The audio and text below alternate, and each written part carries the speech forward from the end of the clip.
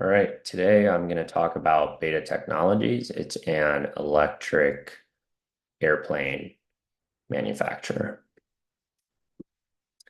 This is Kyle Clark. He's a former hockey player.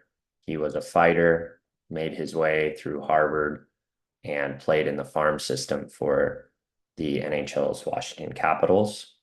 At Harvard, he studied material science and engineering and wrote his thesis on hybrid and electric airplanes. This kind of prepped him for the direction he moved in for his entrepreneurial endeavor. He designed a fully electric airplane. At the time, he set it up to transport human organs from one hospital to another. And it was a small two-passenger airplane, which eventually developed into this Alia 250 model with vertical takeoff and vertical landing.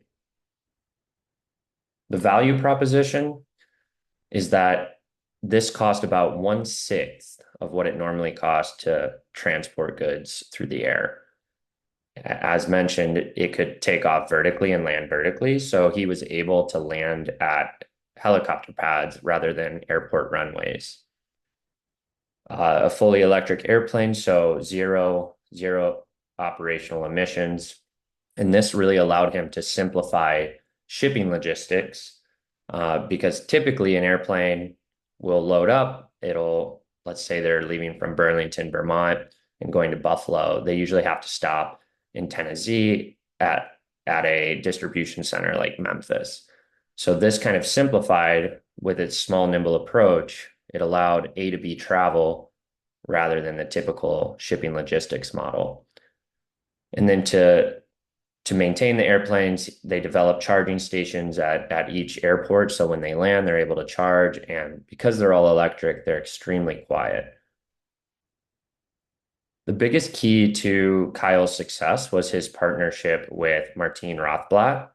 She came to him with the need for the human organ transplant. So her company was responsible for those life-saving techniques, and she wanted to improve that process. She originally granted him $1.5 million to design the plane for human transplant. And then once they proved concept, she made a $50 million investment for Kyle to kind of take this beyond human organ transplant and into the cargo space.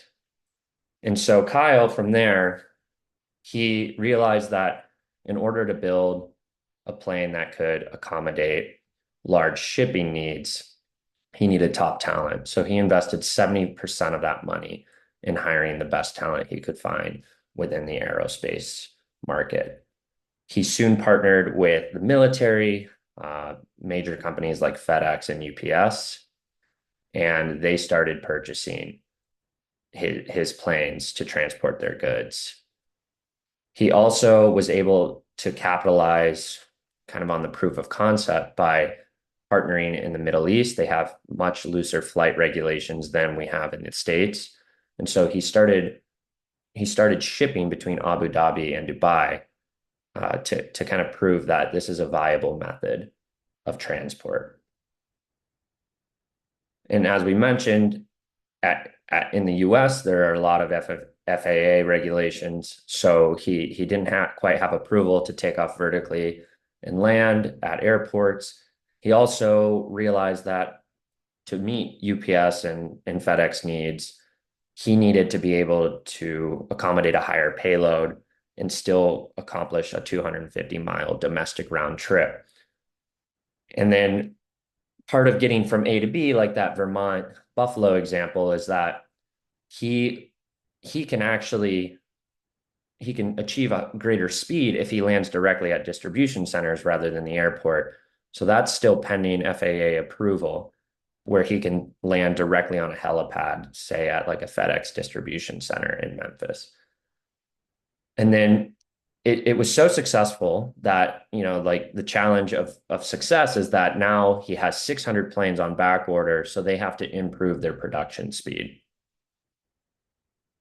So the key takeaways from this is that Kyle thinks by 2030, you're going to see more electric planes domestically than gas powered.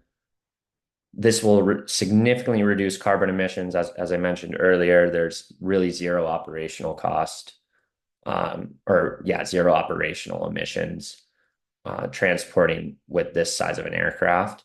So no gas involved. And then I think the biggest takeaways for me are just the partnerships. Martine seeing the value beyond just her own needs with human organ transplant and saying, I'll give you a cash influx to scale this commercially. That I think really led to Kyle's success. And on top of that, knowing that to succeed, if he had the best talent, they'd be able to build a viable product. And I think another key takeaway was that by partnering in the Middle East and proving that this actually works, he's able to kind of ease regulatory concerns in the States by saying, look, this works. Here's what we're doing in Abu Dhabi and Dubai. It's much cheaper. And now he's got the buy-in of FedEx, UPS, and the military. And this allows him to more easily lobby. I think in the next few years, he expects that the FAA will allow him to land at distribution centers. And that is it.